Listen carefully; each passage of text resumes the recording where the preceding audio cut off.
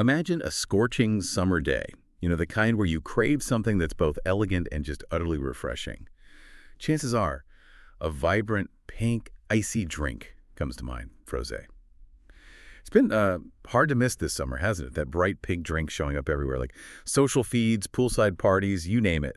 Today, we're not just making it, we're diving deep into its story. It's ubiquitous, absolutely, but what's the magic behind this frozen delight? What really makes it tick, And how can you master it to create something truly special, something that makes every sip feel like, well, a mini vacation? That's exactly right. Our mission today is to go beyond the surface of what just seems like a simple trend. We're exploring its surprising origins, really dissecting the art of crafting it perfectly, and showing you how to personalize it for pretty much any occasion. What's truly fascinating here is Frosé's incredible versatility and its widespread appeal. It's a perfect example of a simple idea that just became a global summer staple. It's fascinating how quickly it went from just a concept to this, like craze. From its surprising origin story in a bustling New York City bar to custom flavor adventures, boozy upgrades, even hosting tips, we've got everything you need, really, to become a Frosé aficionado this summer. Get ready to impress your friends and beat the heat in style. So let's start with the absolute basics. What is Frosé like at its core? It's essentially frozen rosé wine blended with fruit, often ice, and a touch of citrus, creating a sophisticated slushy. Think of it as the grown-up version of those frozen treats we loved as kids, but, with a wonderfully light buzz and an elegance that really elevates it. hmm And what's genuinely insightful here is how quickly Frosé just exploded in popularity. And look, it wasn't just because it looks good. Beyond just the pretty pink, Frosé kind of tapped into a craving for accessible luxury. It democratized that whole rosé all day vibe, right? Making a sophisticated drink feel effortlessly fun and perfectly shareable. It became like a visual shorthand for summer joy that Instagram just amplified into a phenomenon. Plus, it offers this perfect balance between sweet and tangy. It's wonderfully cooling on hot days, and it's incredibly easy to customize. You mentioned that rapid spread, and I was struck by its specific origin. It actually started in one particular place, didn't it? I heard it was first popularized 2016 Bar Primi in New York City. Was it like an instant sensation there, or did it sort of slowly build momentum? Oh, it truly was an instant hit, yeah. From Bar Primi, it quickly spread like wildfire through social media, particularly Instagram, because of those gorgeous photogenic qualities we just talked about. And this boom, it conveniently coincided with the already rising popularity of rosé wine in America. Yeah. If we connect this to the bigger picture, I mean, this rapid spread ties directly into that broader rosé all-day movement. Yeah. That combination of its photogenic appearance, its undeniably refreshing taste, and an already existing sort of burgeoning trend around rosé wine. It just created the perfect storm. Yeah. It swiftly moved from trendy NYC bars to backyard parties all across the country. I actually recall trying my first Frosé at a friend's barbecue that summer and thinking, wow, this is going to be huge EE. It really is a testament to how social trends and simple, delicious ideas can converge and just create a phenomenon. That's a fantastic look at its history and why it became such a hit.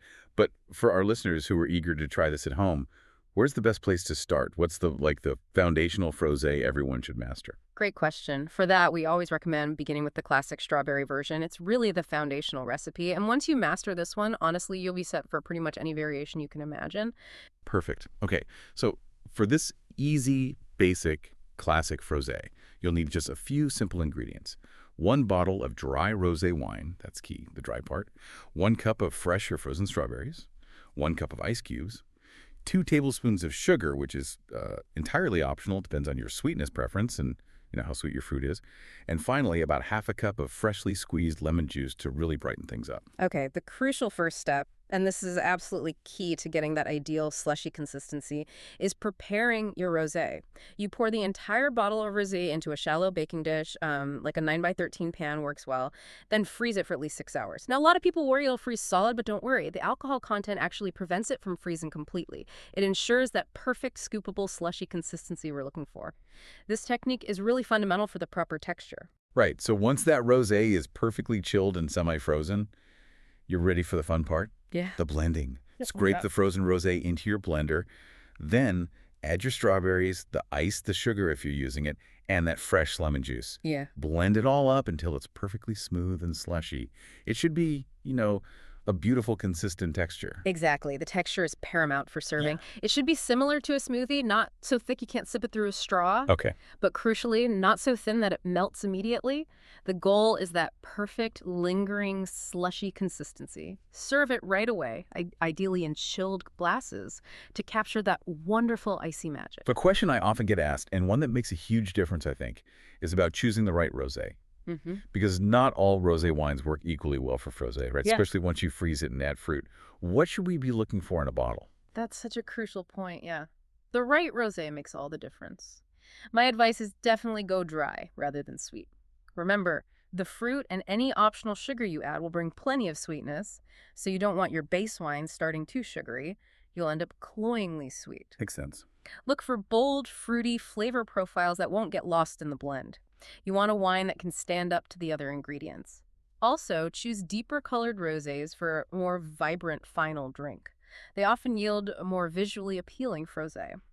And a big tip, save your expensive bottles for drinking straight. There's really no need to splurge when you're freezing and blending it all up. Good point. I usually recommend looking for bottles in the, say, $12 to $18 range. That's usually the sweet spot for value to quality ratio. Provence-style rosés, the ones known for their crisp acidity and subtle restrained fruit flavors, they tend to work beautifully. Their elegance complements the added ingredients without competing. Okay, so this is where the real fun begins, I think. The incredible versatility of frosé really shines. The classic strawberry is a winner, sure, but what happens when we switch up the fruit? Explore some delicious variations. That's where the magic of frosé truly shines. Yeah. Each fruit brings its own character, transforming that rosé base into something really distinct. Take enhanced strawberry frosé, for example. While the classic is good, right, to elevate it, you might add just a touch of honey for depth or maybe a sprig of mint for aroma. The key is using perfectly ripe, ideally frozen strawberries for their natural sweetness and that beautiful ruby pink color. So it's about building on that foundation. Okay, what about when the summer heat really hits its peak? I immediately think of something like ultra refreshing. Exactly. For that, nothing refreshes quite like watermelon frosé. I mean, this version is ultra hydrating and naturally sweet from the melon itself. You often don't even need any added sugar. The magic here, I think, is really in that splash of lime juice. It cuts through the melon's sweetness and adds a crucial brightness, prevents the drink from tasting, one-dimensional. And for a unique twist, I sometimes suggest serving this in salt-rimmed glasses. Gives it a subtle margarita vibe. Ooh, I love that twist. Okay, moving on to something maybe a bit more sophisticated. I imagine stone fruits would pair wonderfully with rosé. They absolutely do. Peach Frosé offers a more subtle and, sophisticated flavor profile. The ripe peaches create this smooth, almost velvety texture and a beautiful pale orange-pink color. A small amount of honey can enhance the natural sweetness, adds a delicate floral note, while a splash of lemon juice just keeps it from becoming too sweet. This version, it pairs wonderfully with light pastries, makes it a fantastic brunch option, actually. Oh, nice. It really shows how you can tailor the drink to the occasion. Peach sounds incredibly elegant. Okay, and for those moments when you just want to feel like you're on vacation without leaving your backyard, what's your go-to for that? Oh, that would definitely be tropical frosé. Combining mango and pineapple, this is like an instant mental getaway. Serious vacation vibes in a glass. The combination of fruits creates this complex tropical flavor profile and an eye-catching sort of yellow-pink hue. Sounds amazing. Again, the lime juice is essential here, adding that balancing acidity to the sweet tropical fruit. You need that glitterizing. And this variation, interestingly, pairs beautifully with spicy foods like Thai or Mexican cuisine. It's an unexpected but really delicious combination. Wow, so many delicious variations. Yeah. Okay, but what if you want to take your frosé, to the next level? Sometimes you want a splash of something stronger, right? A little boozy upgrade. What are some of your favorite additions here? Indeed. Adding spirits to your frosé, it doesn't just increase the alcohol content, but more importantly, it can introduce new flavor dimensions, things that complement your fruit and wine base. Vodka, for example, adds clean alcohol strength without really altering the underlying flavor as much. Aperol introduces those lovely bitter orange notes in a gorgeous sunset color, adds complexity and visual appeal. White rum brings those delightful tropical notes that really enhance fruit flavors, especially in like a mango or pineapple variation. And elderflower liqueur, that adds a beautiful floral complexity. The key to successfully adding spirits is moderation. You want to enhance, not overpower. Right. Start with just 1 to 2 ounces per batch. That's about what, 2 to 4 tablespoons? My personal favorite combination, for instance, is adding a splash of elderflower liqueur to the peach variation. Those floral notes work beautifully with the stone fruit. That sounds lovely. And, half the appeal of a frosé is its visual impact, isn't it? The right garnish and glassware can truly transform your frozen concoction from just a simple drink into something really conversation starting. Absolutely. What's striking here is how simple details can elevate the whole experience. For garnishes, look, fresh fruit accents that match your flavor profile are always a winner. Simple and effective. Herb garnishes like mint, basil, maybe even a sprig of thyme. They can add aromatic complexity and a fresh scent. Edible flowers offer an incredibly elegant presentation. And colorful paper straws that complement the drink's hue are just a fun touch. Yeah. When it comes to glassware, wine glasses with a wide bowl work beautifully. They let the color shine, give you room for garnishes. Stemless glasses are practical for outdoor serving, less likely to tip. While coupe glasses offer that delightful vintage charm for, more elegant affairs. My favorite presentation tip: freeze small edible flowers in ice cubes to float in each glass. The effect is stunning, and bonus, it keeps your drink cold longer. That's very clever. For casual gatherings, though, mason jars with colorful straws and maybe a fruit skewer creates that perfect backyard vibe. Simple, easy. Great ideas. Now, what about finding the right food to serve with your frosé? Because, a great drink deserves a great pairing. That brings up a crucial point, yeah. And the key insight here, I think, is that Frosé, with its refreshing acidity and fruit-forward profile, it really excels as a palate cleanser. It beautifully complements light, often salty or even spicy foods by offering this bright counterpoint. It doesn't really compete well with heavier cream-based dishes. Okay, so stick to lighter fare. Generally, yeah. It pairs well with light appetizers like bruschetta, charcuterie, fresh cheeses. Seafood dishes, especially those with citrus elements, are a natural fit. Think grilled chicken or vegetable skewers for a backyard barbecue. And, as we mentioned with the tropical frosé, spicy Asian or Mexican foods can be a surprising and delicious pairing. Right. For specific examples, the classic strawberry frosé pairs beautifully with a simple caprese salad. The watermelon version complements grilled shrimp perfectly. For the peach variation, maybe try serving it with prosciutto-wrapped melon. That sweet-savory contrast really brings out the best in both. Sounds good. So the guiding principle is either complement its lightness and fruitiness, or contrast it with something salty or spicy. Stepping back a bit, this really shows frosé is truly made for sharing, doesn't it? Making it the perfect centerpiece for summer gatherings. Let's talk about some hosting ideas to make your frosé party truly unforgettable. Absolutely. One fantastic idea is to create a DIY frosé bar. You prepare a pre-blended base, right? Then offer various frozen fruit add-ins, maybe different sweeteners, and even those moussey upgrades we discussed. Let's guests customize their own perfect frosé. It's interactive, fun. That's a great idea. Another fun option is to offer a flight of different frosé flavors in mini glasses. It's a great way for guests to sample a variety without committing to a full glass. You can also prepare large batches in advance and just store them in the freezer, ready to serve. Takes the pressure off.